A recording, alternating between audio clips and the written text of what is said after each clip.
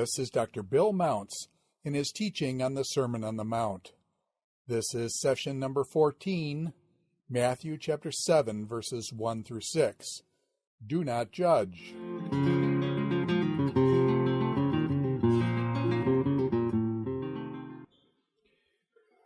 David made an interesting comment at break, and I just wanted to share it. He was wondering if verse 34 would affect the translation of give us this day our daily bread, or give us our bread for tomorrow, a day at a time.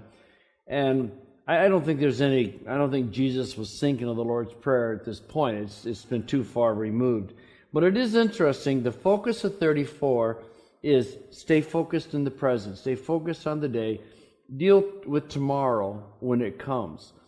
Theologically, that would be, I think, a pretty strong argument that in the Lord's Prayer, it's give us the food we need today. Because if we were praying, give us the food we need for tomorrow, it would run counter to verse 34.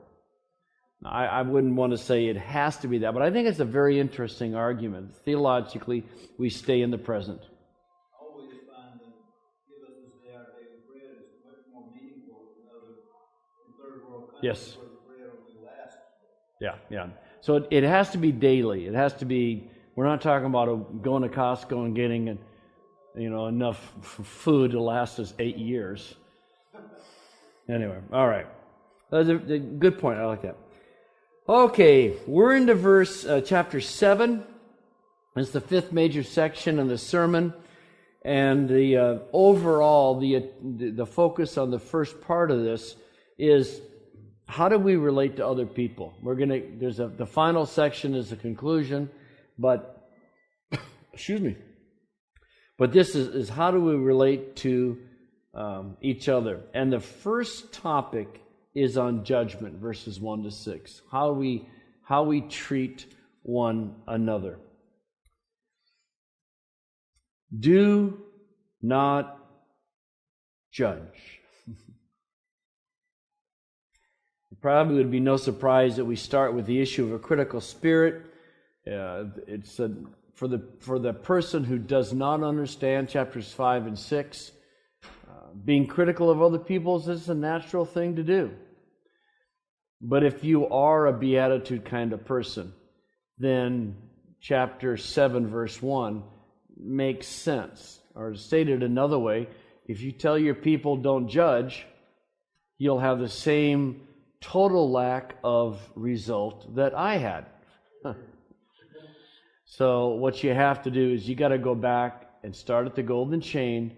And as you go through that, then 7:1 is an understandable thing. Obviously, you know what I think about critical spirits. I've used it as an illustration many times. I think a critical spirit slowly, patiently chews its way through the very fabric of the church. Don Carson writes in his book on the Sermon on the Mount, some people are so critical that they feast on roast preacher every Sunday lunch. That's a great line. Roast preacher. Satan loves a critical spirit. When a church becomes critical and it eats its way through the fabric of the church and it pushes out grace, it's almost impossible for that assembly of worshipers to ever move back into a grace, to be a place of grace again. I mean, once a critical spirit takes over, it's almost impossible, I think, to get rid of it. So what does this mean? Do not judge. Well, I've got three possible positions. The first interpretation is flat out wrong, but we'll hear this from our non-Christian friends all the time. We're told do not judge means you have to be an opinionless, spineless, weak, wishy-washy jellyfish. Don't judge. The Bible says don't judge. Don't you judge me. And of course, that's an impossible interpretation, despite how many times we're told that's what it really means. All the way through the Sermon on the Mount, we're called to make judgments. Our righteousness has to exceed that of the scribes and Pharisees. There's judgment going on. Our piety is not to be external and smug like the Pharisees. That involves judgment. In 7:15, he's going to say, beware of false prophets. That involves judgment. Nathan judged King David. 1 John 4:1, test the spirits. Paul passes judgment on the sexually immoral man in 1 Corinthians 5. So there's no way that 7:1 just means you and I can't have an opinion about anything. We can't. Judgment has nothing to do with our lives as Christians. It can't mean that, okay? So that'd be interpretation number 1. It's not possible. Interpretation number 2, and I got this word from Martin Lloyd-Jones, and that's do not be censorious. Now, when I was originally working on the sermon series, every commentary I read used the word censorious. I don't know what the word meant. I'd never seen it before in my life. And frankly, looking at the dates of things, I think they picked it all up from Martin Lloyd-Jones. The word means to be fault-finding, severely critical, judgmental. It's to assume a position of authority where we can stand in judgment of the other person. And according to this interpretation, Jesus is saying there is no place in the church and in our private lives to be censorious. No time to, I would say it this way, to enjoy finding fault. Because, the censorious people, the irregular people in our lives, they like this. It gives them a sense of power, right? And there's no time to enjoy looking for fault, being destructive and condemning the other person. Because after all, that's God's role, right? It's God's role, the Holy Spirit, is to convict the world of their sin. It's God the Father's role to execute vengeance. And that's all that's a gossip is right. It's executing vengeance. It's just of a different kind. There's a huge difference between being censorious and, for lack of a better word, being discerning about things. Okay? So a censorious person enjoys looking for faults. A discerning person sees faults when necessary. A censorious person is destructive and tears things down. A discerning person wants to be constructive and build things up. A censorious person is harsh in passing judgment. A discerning person is gracious in balancing grace and truth. So, interpretation number 2, which most commentaries go with, is they say Jesus is saying, don't be censorious. Don't be a fault-finding kind of person. Doesn't mean you can't be discerning, but it does mean don't be fault-finding.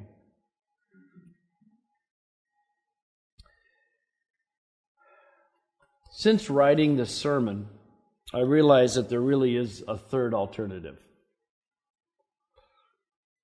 And the third alternative is Jesus means exactly what he says.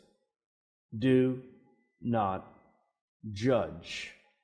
And I would probably want to add in, he's talking about judging a person.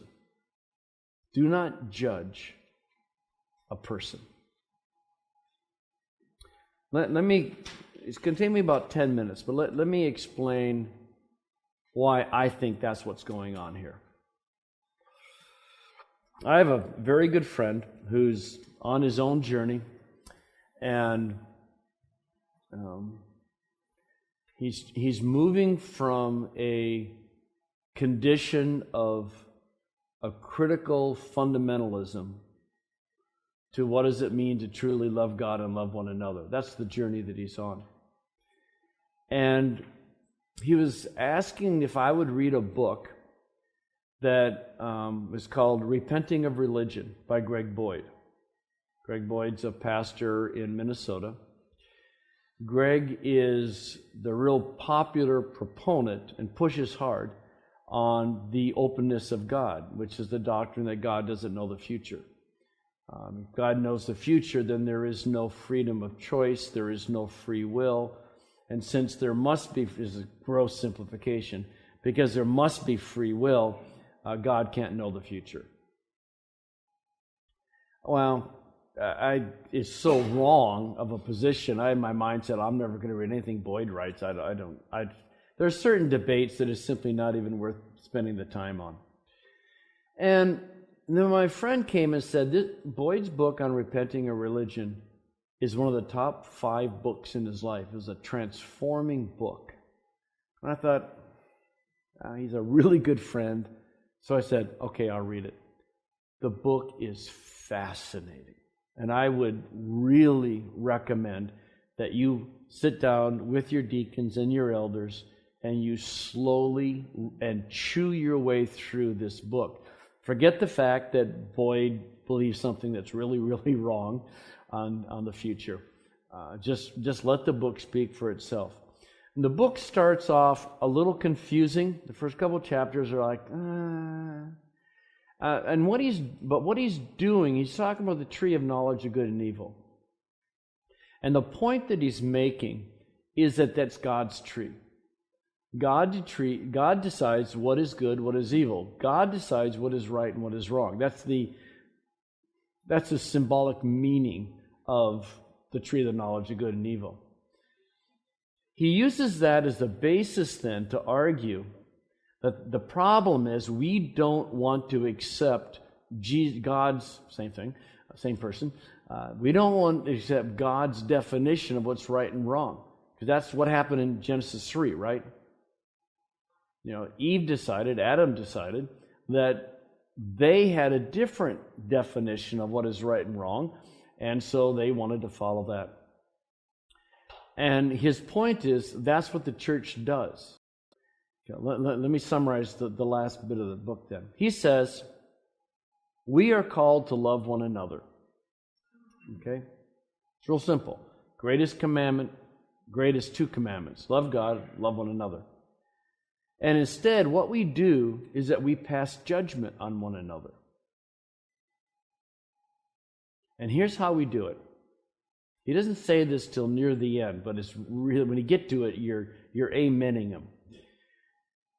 There are a group of sins that we have decided are okay. I mentioned this earlier, I think. We've decided there are a group, we're redefining the tree of knowledge of good and evil. There are a group of sins that we have decided are okay. Oh, those are the ones I commit.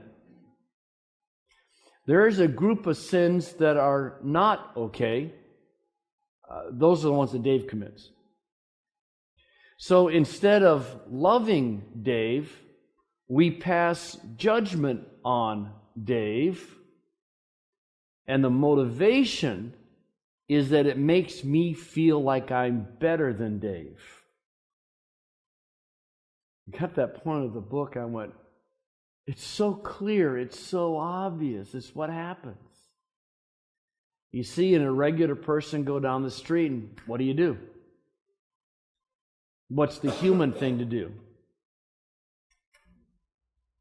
Oh, they're heavier than I am. Or they're not as much this that I am. Oh, I'm better than they are because, they're that and I'm this. Right? I mean, it is the human condition.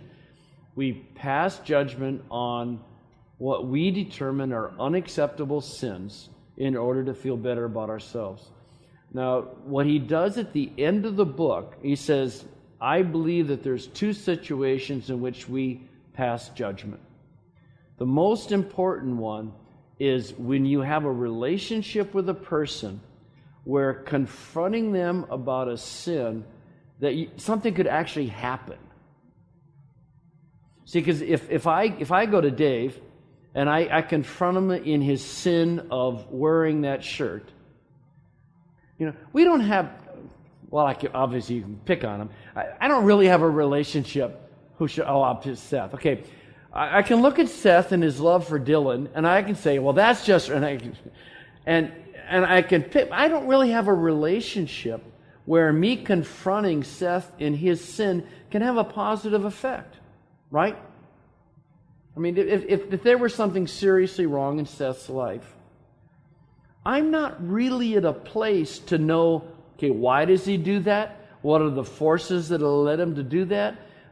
What has been his journey? Is he getting better or not? I don't really have a relationship with Seth where I can sit down and put my arm around him and cry with him and say, this part of your life is just eating my heart out, and I'm afraid it's hurting you. So if you have a relation, and so there are examples of this in the Bible, if you have relationships with people where the judging, the confronting, you would never use those words over with a good friend, would you? I wouldn't. If Seth and I were just, okay, if Dave had to deal with Seth, he would never say, I'm going to confront you. He never can say, I judge you. He can say, Seth, I love you to pieces. And this really hurts me to see this behavior in your life. I think it's destructive. Can we talk about it? I mean, and what Boyd says, that's legit. The other interesting thing that he says, and it's based on Matthew 24 and Jesus' general attitude towards the Pharisees, is that when someone is in a high position of authority in the church, such that the effects of their sin would have devastating effects on a very large group of people. And then Boyd will say, that is the other exception to the rule. That there has to be a way to go and to confront. So you have Paul confronting the man sleeping with his stepmother in 1 Corinthians 5. The church was proud of it. It was devastating the church, and it had to be dealt with. And so Paul, of course, Paul's an apostle, so he has I believe, a different set of rules that he has prerogatives that I don't have because I'm not an apostle. But those are the two exceptions that Boyd gives. I watched Ben Witherington. By the way, Ben Witherington's coming here. Make sure you come. Ben's just fun to watch. And he came to Spokane, Vancouver, to speak at a conference, and I got to listen to him, and he was talking about the humanity of Christ, and he's talking about that passage where the woman touches the hem of his garment, and she's made whole, and he goes, and Jesus said, who touched me? And he kind of assumed a really professorial stance, and he goes, what do you think Jesus meant when he said, who touched me? What was the real meaning and significance of that? Maybe Jesus meant, who touched me? Maybe it means just what it says. So what do you think Jesus means when he says, do not judge? Oh, I don't know. Maybe he means, do not judge. Yes, there'll be situations, exceptions, rare, few, and far in between. I have an extremely good friend. I love him to pieces, I really do. But he is a critical person. He's a critical person. And a while back, I said, I have a question for you.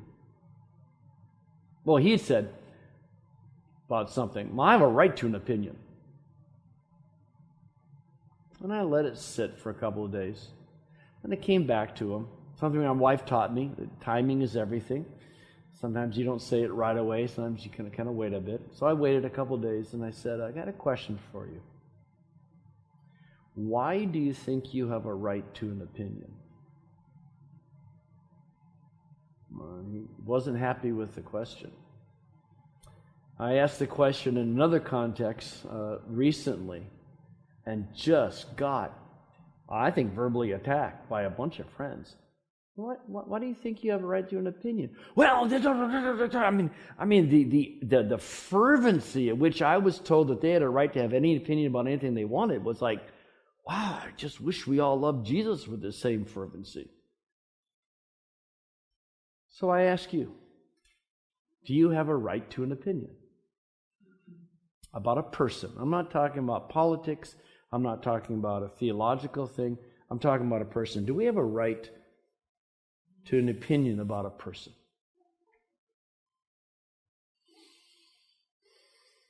See, in order to have an opinion about a person, you have to pass judgment.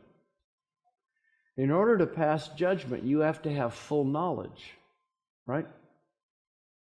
If you don't have full knowledge, you can't pass judgment on a person. Have I told you about my family's preoccupation with overweight? The sin in the Mounce family is being overweight. I'm an embarrassment to my family. In my family, I'm overweight. And it's just this, I don't know, it's just frustrating.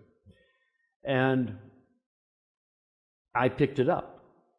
It's what I was raised in, that being fat at any level was one of the worst things you could possibly do. And Robin and I were down at a store down in Washougal, and the checker was not obese, but she was considerably overweight. And Robin could see it on my face. I didn't say anything, but she could see it on my face. I was passing judgment. And she wasn't a very nice checker. She was kind of rude. So we walked out of the building, and Robin just said, maybe she's already lost 100 pounds. Maybe her husband left her this morning. Maybe she was abused as a child, and a lot of gals who are abused, in an attempt to not be abused again, try to make themselves unacceptable, and so they gain a lot of weight. Maybe she was abused as a child. She didn't say anything else. We just walked to the car. And I said, I just got slammed. Because see, in order to look at her and go, fat, which first of all is not the greatest sin in the face of the earth. My family's wrong on that one. But see, in order to have even an opinion about that checker, I would have to really know her. How much she's lost. What is her family condition? What is the pain that leads her to hurt her body? Right? I don't know all that stuff. None of us do. Bruce Walke came and did this class on Proverbs. It's up on BT. It is a fantastic class. And the point that he makes is you can't have, I'm going to get his words right. You can't have, I can't think of the word. You can't make a pronouncement about something being right and wrong until you have universal knowledge. The only way to know something for sure is to have universal knowledge. Because if we don't have universal knowledge, if we have incomplete knowledge, then we don't have enough knowledge to pass judgment on any one specific thing. And so his point is that only God has universal knowledge. And so only God has absolute knowledge. Maybe Jesus meant we're just not supposed to judge. Yes, there are rare exceptions when we're in relationship or where the church leadership is going to have a devastating effect on so many people in the gospel that something has to be done. Never because we want to, never because we enjoy it, never because it makes us feel better about ourselves because we don't commit that sin, although we commit other sins. Maybe Jesus means just don't do it.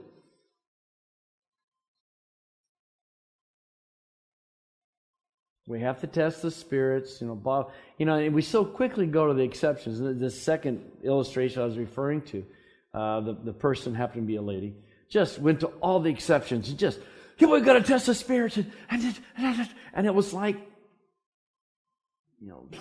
my wife's family says, take a red, take a downer, just calm down for a second. But it was so important to her that she be able to be judgmental.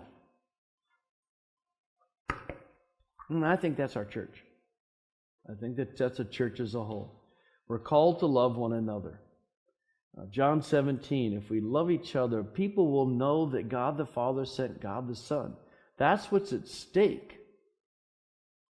And instead, we chew and spit out one another. Church is its own worst enemy. And gossip is the natural language of the church. And that's not... When we went through our church situation, it's the first time I'd ever really experienced that. But as I have talked to people over and over and over again, it is all of us. If you haven't done it yet, it's going to happen. This will happen to you. It's just the nature of the church. When I went to Zondervan and I said, hey, I want to write a book. Why save the lost when you can fight with the saved? And I said, I'd like to do 30 case studies of churches that have been torn apart and had been reconciled. 10 were going to be torn apart by arrogant pastors, 10 that were torn apart by arrogant elders, and 10 that were torn apart by gossipy people. And I thought it could be an interesting case study. And as I thought more about it, I said, I don't know if I can find 30 healthy churches. And I talked to all the senior staff at Zondervan. Turns out almost all of them were pastors that had gotten chewed up and spit out. And they agreed, you may not be able to find 30 churches that have gone through a difficult situation and have come out stronger. So I said, all right, I've got other things to work on. I won't do it. So obviously this is something that's, I wouldn't say dear, but it's pretty close to where I live. What do you think? I mean, certainly it means don't be censorious. But the censorious people that I know don't think they're censorious. They're absolutely justified because they think they're right. I mean, I still remember I was walking through the church. I used to, sometime during the worship singing time, I used to walk around and look in the Sunday schools and pray for them and stuff like that. And I was walking out, getting ready to preach, and this one gal, happened to be a lady, just launched into me. She didn't like something I had done. I said, I'm glad to talk to you about it, but can we do it after I preach? And she followed me the entire length of the church, yelling at me. She was bound and determined to be critical and judgmental of me, and she wasn't willing to let me get through my sermon. It's the irregular people in our lives, right? So it certainly means censorious. I think it means just don't do it unless you absolutely have to. Treat one another with grace and mercy. I was helped by the use of this word in conjunction with two other words. In Romans 14:3, it's used in conjunction with holding someone in contempt. Holding someone in contempt? Yeah. And like hold someone. Yeah.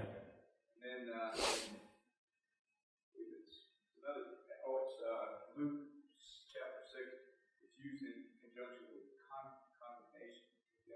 Yeah, okay. I'm sorry, you said Condemnation. the first word, I'm sorry. Self-contempt? To hold someone in contempt. Yeah, to hold someone in contempt. That's the way the Okay. renders it. All right. And so, to me, judging would be to assess someone, hold them in contempt, or to be so contemptuous of them that you hold them at arm's length. Yeah. Yeah, to judge someone and as a result hold them at arm's length. Yeah. Yeah. But I like the contempt part, the way that the NIV reads it. Hold them in contempt. Yeah. It's used in conjunction with to judge. Yeah. To judge, to hold someone in contempt. Yeah. I wonder how many people that we are just kind of instinctively pass judgment on, that there's a backstory that's so compelling and so strong. And if we just knew it, we would not do and think what we do. Flipping channels last night, and I saw a documentary on a guy who's 900 pounds. He can barely sit up. Doesn't have any clothes on, but it doesn't matter because the fat is just folds all over everything. I've never seen anything like this before. And I just think, what pain, what hurt was there in your life that this is how you medicated it? And it's like, I felt so bad for him. And I think that's what our response is supposed to be.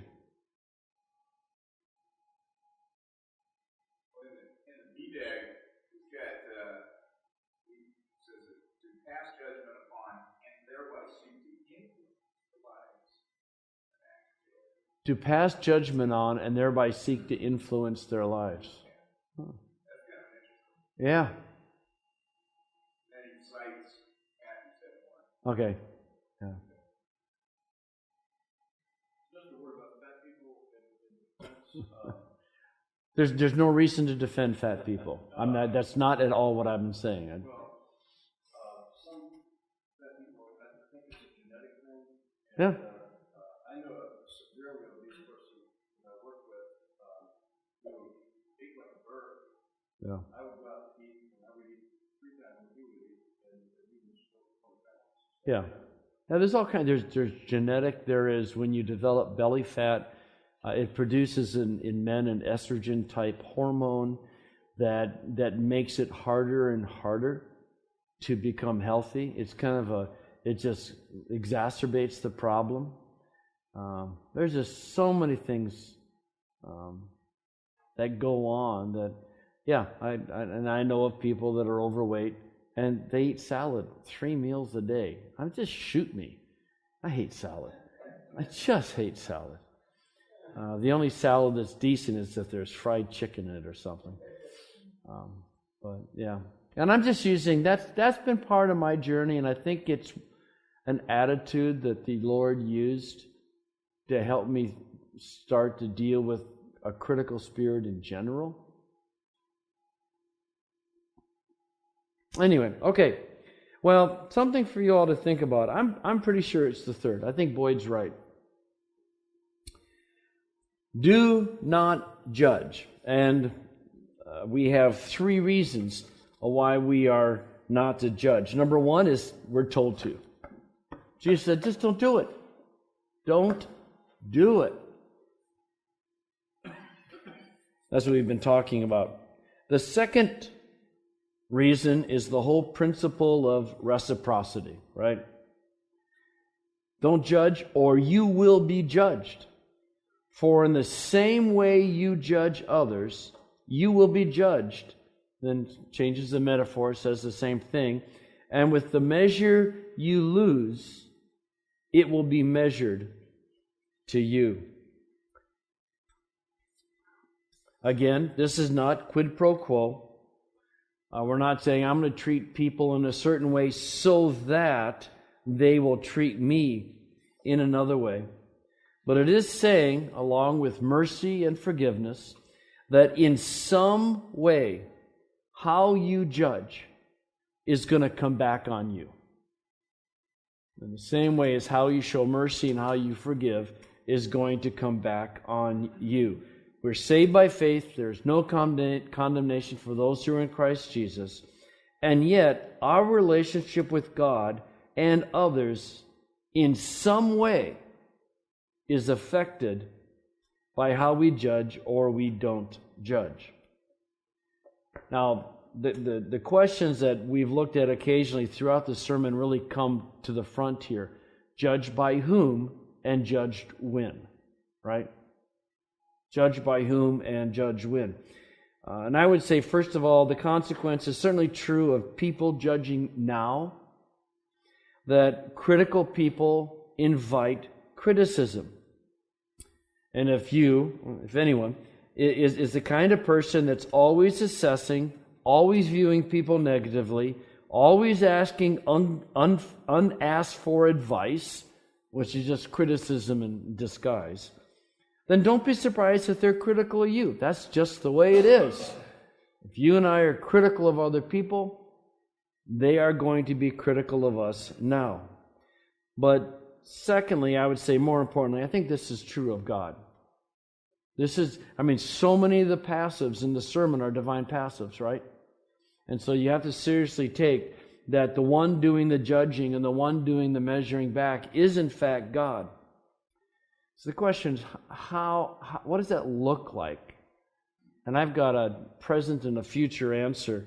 In the present, being judged by God means that censorious people, critical people, are going to be judged by God now, by which I think he means that God will allow the consequences of our sin to take over. God, who hardened Pharaoh's heart, Pharaoh or God? Well, I think it's both. It's seven each time. And the whole point is that God has created the world in such a way that when you and I actively reject Him, when we harden our hearts, He hardens our hearts as well. Not because He's actively involved in making the hearts hard, because that's just how He made reality work, that sin pulls us down a spiral, right? And so whether it's God hardening, but maybe in Pharaoh's case, he did actively do it, I don't know. But I think censorious people are judged by God now in that God allows the consequences of their sin to take over. And judgmental people, critical people, become angry, crusty people who simply can't see the good around them. Right? And the friend that I referred to about having an opinion, this is his life. It's taken a hold of him. He's a really good person. But his critical spirit has affected his marriage. It has affected his relationship with his kids, with me. And it's just this downward spiral. And I think that's God's judgment on his critical spirit. So I think the judgment happens now. But in light with how the Sermon on the Mount goes in general, I think it's in some way our final judgment is affected by our critical spirit, and I don't know how. I don't understand the bits and pieces to that, but I certainly understand that now, if we judge, we will be judged. We will be judged by other people, and they will be critical back. We'll be judged by God. He'll allow the consequences of our sin to take over. Doesn't mean He won't redeem us at a later point. But, yeah. I'm a little confused, right? If you could try again or elaborate a little more about how we are not judged. You said, I wrote this down, don't do it unless you absolutely have to. So, and earlier, when we began the section, you also spoke about how Jesus said, beware of false teachers. Yeah. Concerning or make judgments. What did you mean by don't do it unless you actually have to? I think the problem is if what I have found is that if you preach this as don't be censorious, nobody thinks they're censorious. That's part of the problem. If you kind of leave the door cracked open. And also, I just don't think that's what it means, but there are some practical application issues. Jesus uses dramatic speech all the way through the sermon, right? And He doesn't mean to say there aren't exceptions. Don't get divorced.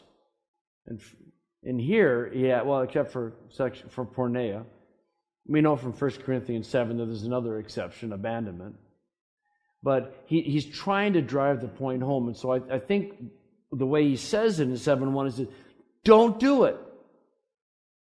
It's not to deny the reality that there might be, based on Scripture elsewhere, situations in which you're going to have to do something. But the basic thrust of it is just don't draw opinions. Don't be critical. You're supposed to love them. The exceptions then come out of other verses. If you see your brother committing a sin that doesn't lead to death, go and deal with it. And so there are situations Matthew 18, if your brother sins against you, go and show it to him. Now, is that being critical? No, that's a situation where you have a relationship where if you can not confront but talk to someone about something you see in their life, and if you are in a relationship with them, then it actually can do some good. And so if I confront Seth, it's not going to do any good. If Dave talks to his friend in love and tears about something, it can do good. And so I think that's how Boyd says it. I think Matthew 18 and other verses allow it. So the essential difference then is a critical spirit and being motivated by love. Yeah. To even if you have to discuss the person's sin, it is with the intent of building them up. Yeah. I mean, the difference between interpretation 2 and 3 is they're very close. They're on the same end of the spectrum. So there's not a lot of difference. It's just that what I have found is that if you leave the door cracked open on a regular basis, that, okay, don't be censorious, but we really do need to be some bit of a fruit inspector, and it just, people just latch onto that. And they go with it. So it's easier to say, look, just don't do it. Our natural tendencies are, most of us anyway, it's just by nature to be critical. I mean, I've got, my best friend is Ed, who works on BT with me. He has a critical bone in his body. He doesn't know how to be critical.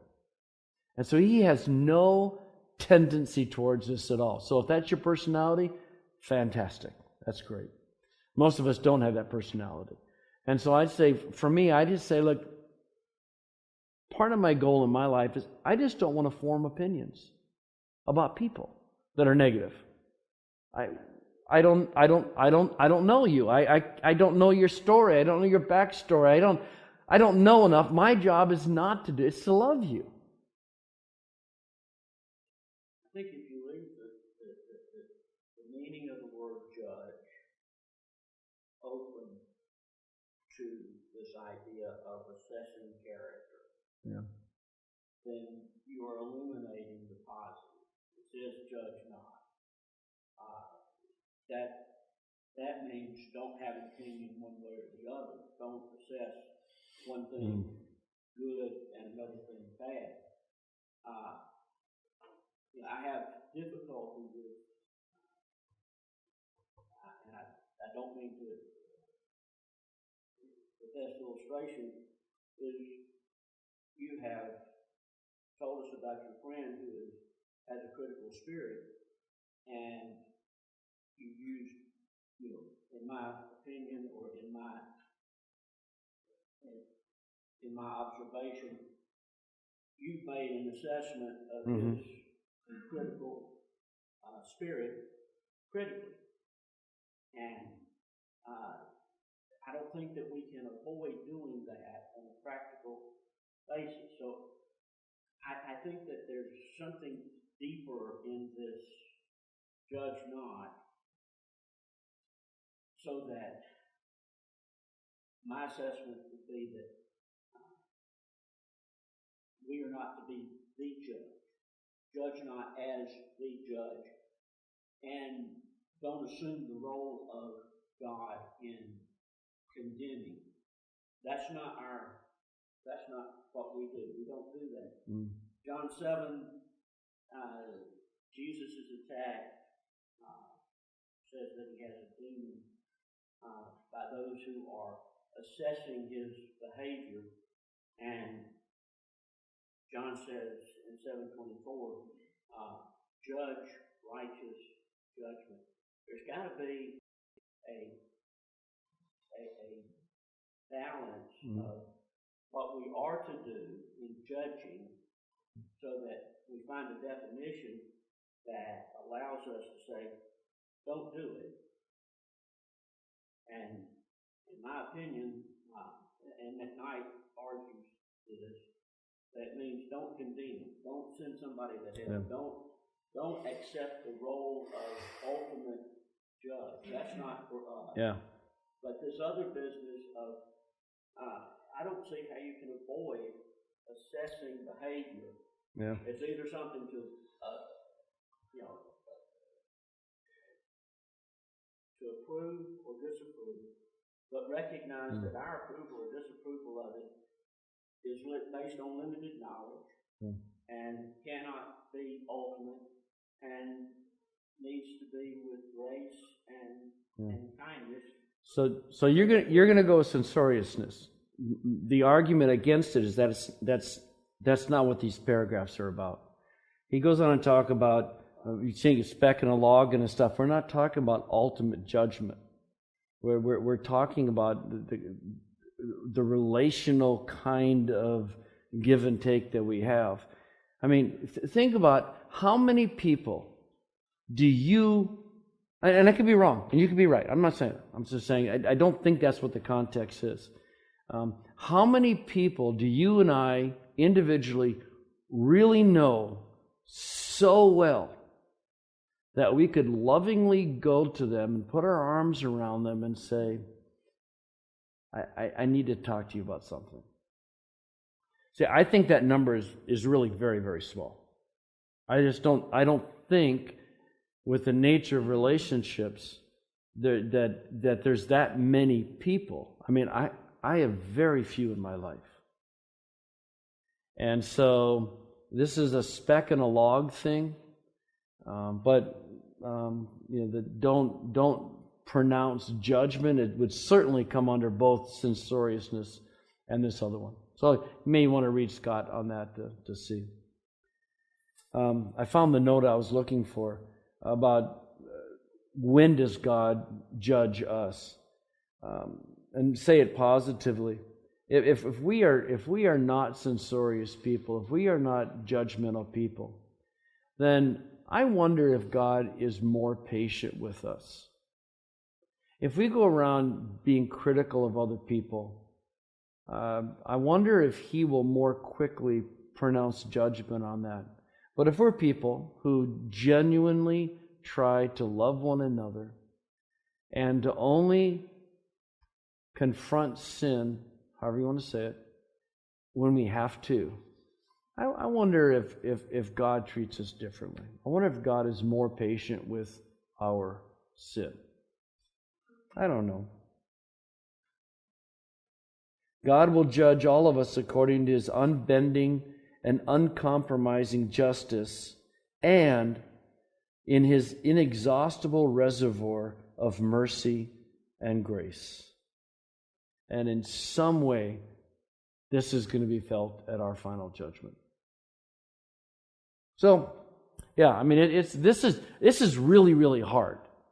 And because I think most of our natural instinct is to pass judgment so we feel better about ourselves, I think we have to really be cautious on this one. So, but you need to believe what you want to believe.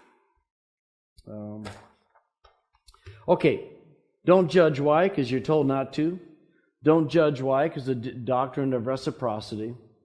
The third is don't judge, and this reason number 3 is the speck in the log thing in verses 3 to 6.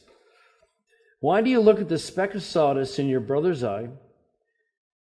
Oh, that's interesting. The NIV said brother. I guess I'm surprised it's not brother and sister. I'm trying to figure it out, because adelphoi went brothers and sisters in almost every place. Anyway, why do you look at the speck of sawdust in your brother's eye and pay no attention to the plank, to the log in your own eye? It's just painting this absurd picture of a 2x4 coming out of your eye. How can you say to your brother, and again, the point is that this is not how we relate to people outside the covenantal community. This is how we relate in this room, how we relate to people in the covenant. How can you say to your brother, let me take the speck out of your eye, when all the time there's a plank in your own eye? You hypocrite, actor.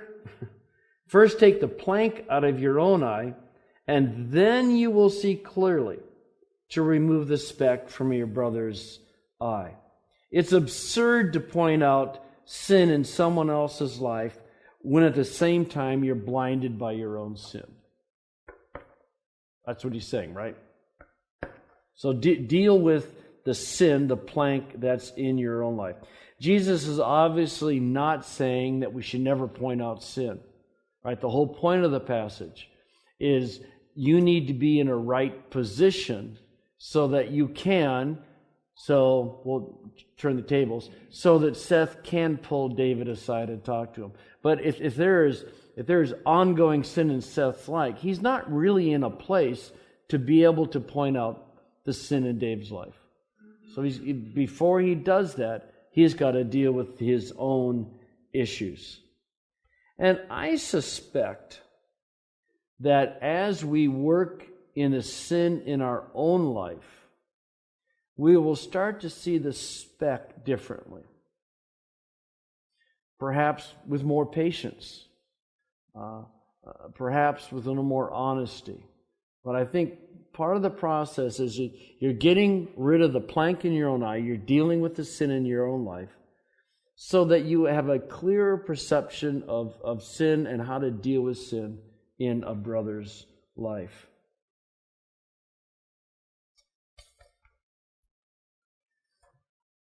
Okay, so usually this passage is used to saying we can't judge at all, and that's not what it's saying. It's saying you need to deal with the plank, and then you will be able to work with the other person. And my guess is that maybe once you've dealt with the plank in your own eye, that the sin in the other person doesn't have to be dealt with for one reason or another. I just think the process of working with our own sin really changes how we look at other people, and certainly how we're going to work with them.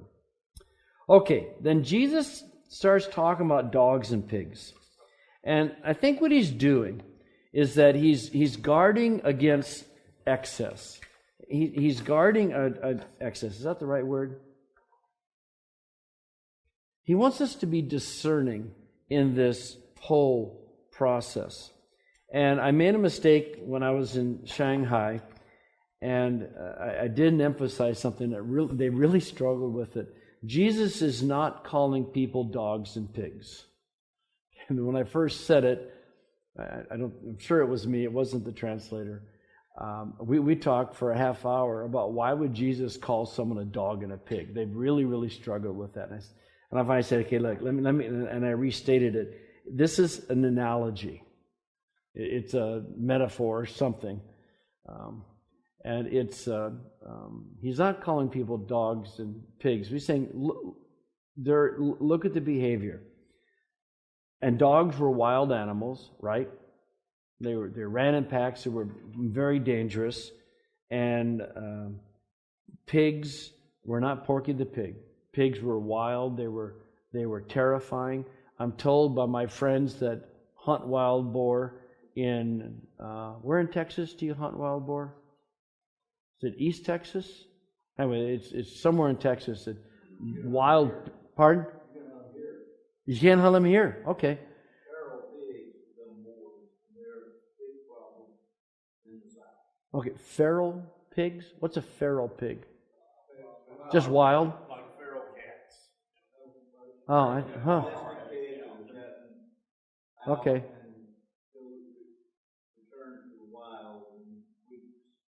Oh. Really? Yeah. Okay. Now, I get a friend in Spokane that is from Texas and loves to hunt. He calls them wild boar. And the reason he enjoys it is so dangerous. And that's a much closer, that's all, folks. This is not the pig that Jesus is talking about. It's a terrible imitation of Porky the Pig, but you get the idea. You wouldn't take something on the football field? They hunt wild boar on the football field at the University of Texas? Oh. Your humor is very subtle, and I don't always pick it up. Incidentally, feral pigs are wild boars. Okay, so feral pigs are wild boars. And they are a serious, we're talking millions of them in the South. Millions in the South. Yes. Wow. So it's as bad as a deer down here, huh? Okay. Because we have large pig farms. Once one escapes, they do turn feral. Okay. All right. Cool. You would never take something that was sacred, something that was dedicated to God, and give it to a pack of wild dogs. You would never take something precious like pearls and give them to a feral pig, to a wild boar. Because if you do, what's going to happen? Well, they're going to turn, they're going to trample them, meaning probably the pearls. They may trample them under their feet and turn and tear you to pieces. There are some people that think that the trampling is the pigs and turning and tearing is the dogs. There's nothing specifically in the Greek, but in the Mounce translation, kind of a dumb name, but it's what it's called. We said, otherwise the pigs may trample them under their feet and the dogs turn and tear you to pieces. Either way, it would be silly to take something that's precious and just give it to something that's going to destroy it, right? So the point is, why are you talking about this, Jesus? And the answer is, we just talked about getting rid of the plank in your own eye so that you can see the speck of sin clearly in your brother's eye. But that doesn't mean you have to do this all the time. There are people who have at least a speck of sin in their eye, and trying to point it out would be as silly as giving something sacred to the dogs and pearls to the pigs. So, called to be discerning, not judgmental, called to be discerning. There are times in which you do what Jesus said, but more emphatically in this case, there are times in which you don't. There are times in which you don't.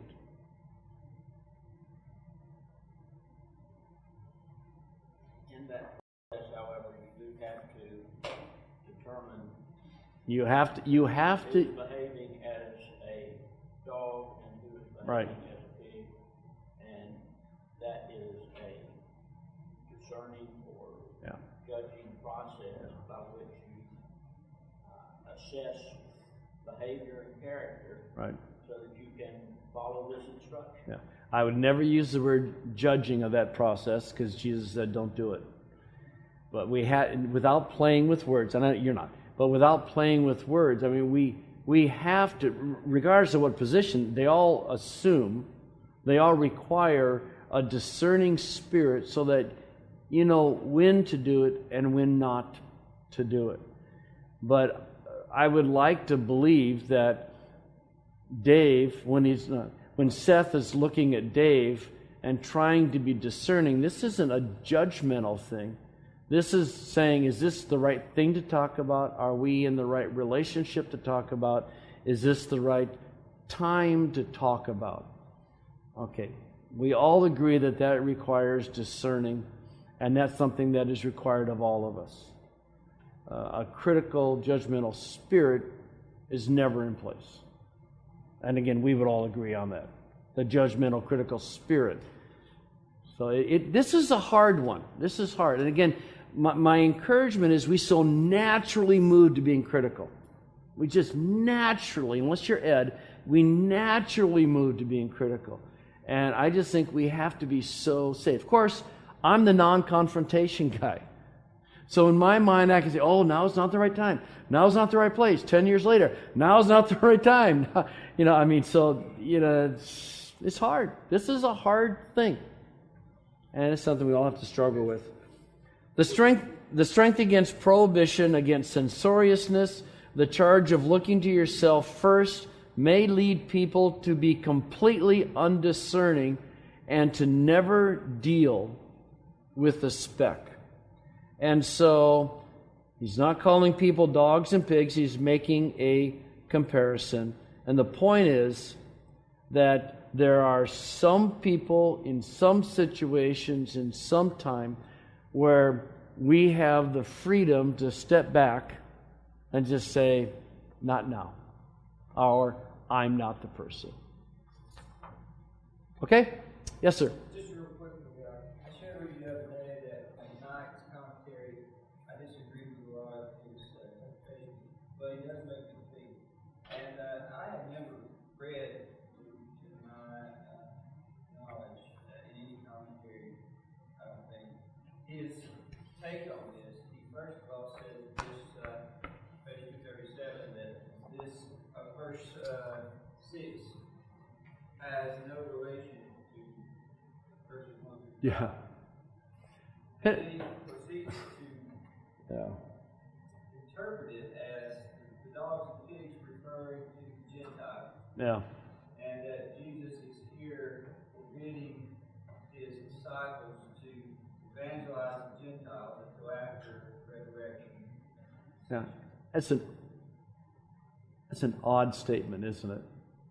I just don't agree with that. I don't think that when people speak, things are connected. Unless you're in a major section, a shift, I think things are connected. Thoughts are connected. You can have tangents and whatnot, but they're connected. And so my exegetical preference is always to see connections, because I just think that's how people talk. So I have a bias against that, but I just don't know why a discussion about not evangelizing, again, which has nothing to do with anything, or why Jesus would say don't do it when he himself was doing it. Let me ask you a question. You may not have read other books on the Sermon on the Mount, but one of the reasons I chose these two is they're so different. Have they been helpful, or would you encourage me to find another textbook? What? He thinks in a different one. I think they were helpful just because they were so different. I'm assuming you all like Quarles. I said his name right, didn't I? I've been practicing it, staying up all night. Quarles. Okay, that was. I think the beginning's kind of slow, but for the writer or one writer disagreeing with another, quarrel. Yeah, Quarles. Okay. There's a lot of good stuff in Knight's book. A lot of stuff that I disagree with. He looks at things differently. How many people would encourage me to keep using Scott's book? Alongside of Quarles. How many would encourage me to find something else?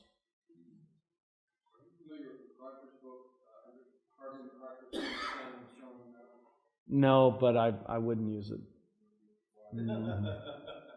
I'm on video, I can't.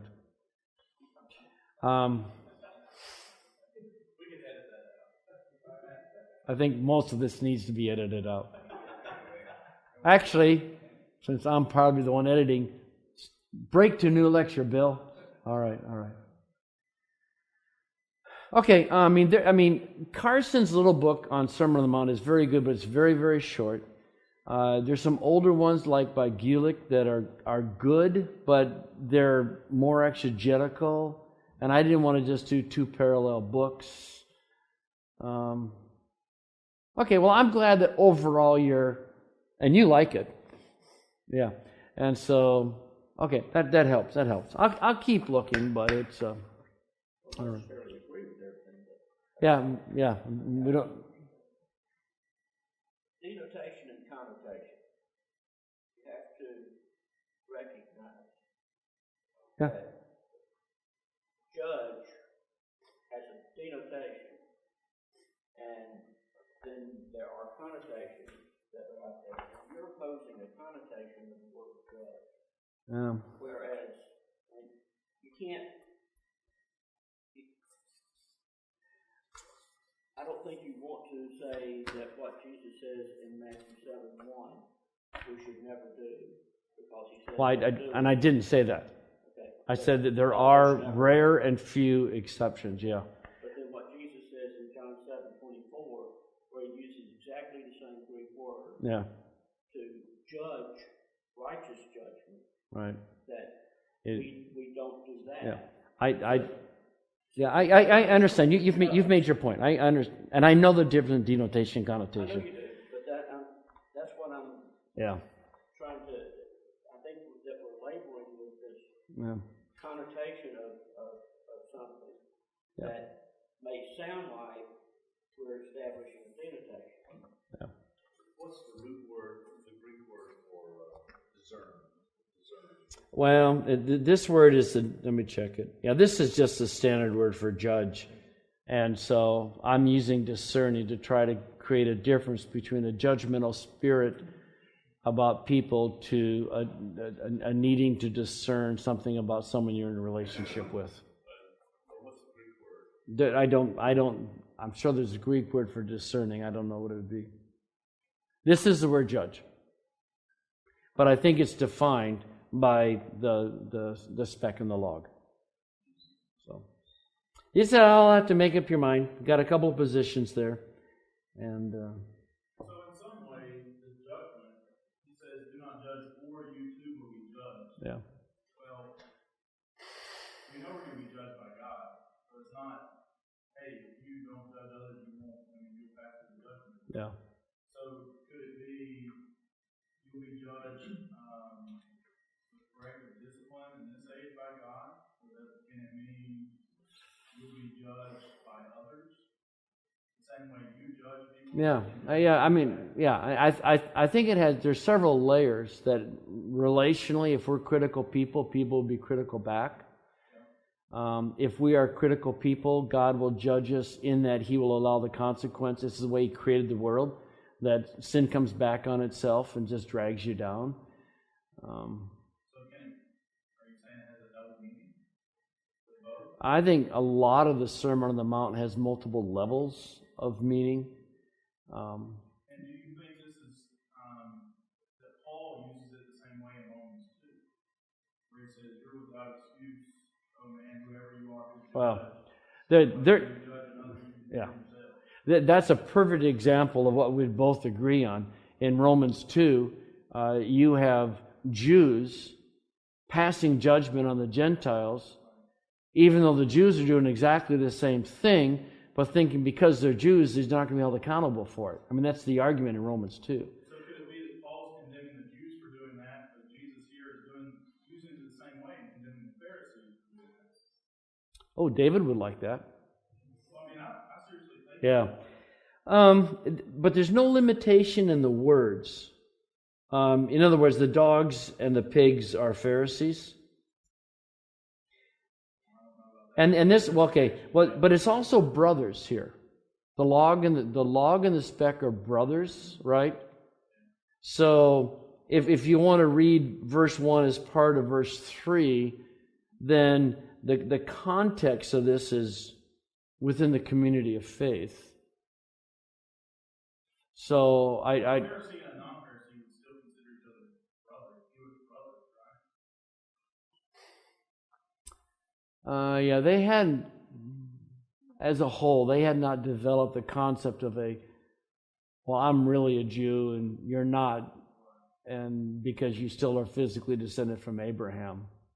I mean, there was some of that, but I don't think that was the majority position. So, I mean, say I was a Pharisee and Mark was a commoner, didn't belong to a party, I could try to enforce my system of righteousness on him. If he doesn't meet my standards, then I could pass judgment on him. Yeah. And Jesus would be condemning that. Yeah, it's just that it's stated so universally. That certainly would be an application of it. And the Pharisees certainly were condemning in their judgment of those that did not follow their interpretation of the law. But I am nothing before it or after it that would relegate it specifically to that context. That would be, my guess is as he was saying it, the disciples could have been thinking that as an application, but it'd be one of several applications. Question about whether or not more about basically the exception to close relationship with somebody. Yeah. Causes me to wonder about the last half of verse 2, where it says, in the same way that you judge others, you will be judged. I can't help but wonder if there is if the relational connection, if you could extrapolate that out just a bit to, for example, parents have a certain role of authority over their children, which requires a level of judgment. And when we stand before God at the judgment, He obviously has an authority over us. Yeah, this doesn't apply to him. No, I wouldn't think so. There's no speck in his eye.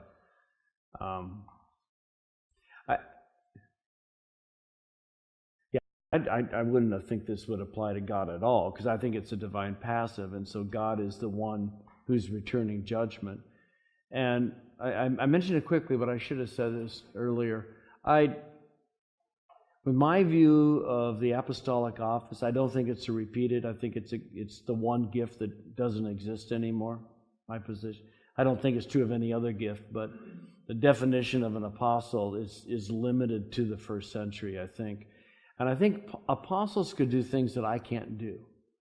Apostles could do things that Scripture now mandates, but because of their relationship to God and as a prophetic voice with divine authority behind what they do, I think Paul could do things that I can't do. For example, I can't write to my church and kick someone out of the church that I think is living in sin. Or even worse, in 2 Thessalonians, he's kicking people out of the church because they're lazy. There's just no way I would ever understand any other person having the right to do that. So I think that God has His own set of rules, and I think apostles have an exceptional case. So if that helps, that distinction at all. In 1 Corinthians 5, Paul himself is not actually kicking, excommunicating the man, but commanding the church as a whole to Yeah, okay, all right. He's made a judgment. He's passed the judgment, and he expects the church to carry out, and in doing so, agreeing with his decision. Is that a fair way to say it? Well, it is, but he's asking them to pass it. Yeah. Oh, well, yeah, I don't know. I think he's asking them to do what they're told. I could be wrong. It's never happened before. But your point still stands that we don't have the same kind of authority as the Father. Yeah. Agreed, but I'm with you and present as one who is present with you in this way. I have already passed judgment in the name of our Lord Jesus Christ on one who has been doing this. So when you are assembled and I am with you in spirit and the power of the Lord Jesus is present, hand this man over to Satan for the destruction of the flesh so that his spirit may be saved on the day of the Lord. Yeah, I'm not sure he's asking for anything more than compliance. okay. But Point granted, but then Christ himself says, okay, someone individually will take care of three. right. But then he seems to be giving the church the You know, that's a good point, that the end part of church discipline is that the church as a whole executes judgment, whatever word you wanted to use. Yeah, that's a very good point. I'm trying to think of where that, I don't remember Boyd ever talking about that, but that really is a third category where not anyone is an individual. And I know that there are certain pastors that think they're God's gift to the world and they can do the function, they can pass judgment on the church, on some, but this is the church functioning, depending upon what you do with 1 Timothy 5, and the pronouns are confusing. But rebuke rebuke the sinning elder in the presence of all so that the rest stand in fear. Those are all, they're all still community acts of judgment. I think if Boyd were here and we asked him about that, he would say, you can't enjoy it. You're not doing it to make yourself feel better than the other person. I mean, I would think all those qualifications would still apply, but maybe that's a good third category to add to my notes. That there is a place for corporate judgment. Does that make sense, y'all? Amen. I think corporate judgment is because corporate stands as the body of Christ. Yeah. And so therefore stands in Christ as the judge. With personal things by, Yeah. I think that the commentary in 1 Corinthians 6 is important. Mm-hmm. Because Paul goes on to elaborate about judging and why they are not judging as important about it. Yeah. Yeah. Yeah. I think that's that. Good. Thank you. I think that's a good clarification. Yeah. Cool.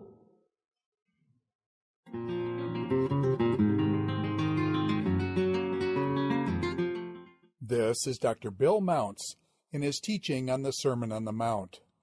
This is session number 14, Matthew chapter 7, verses 1 through 6. Do not judge.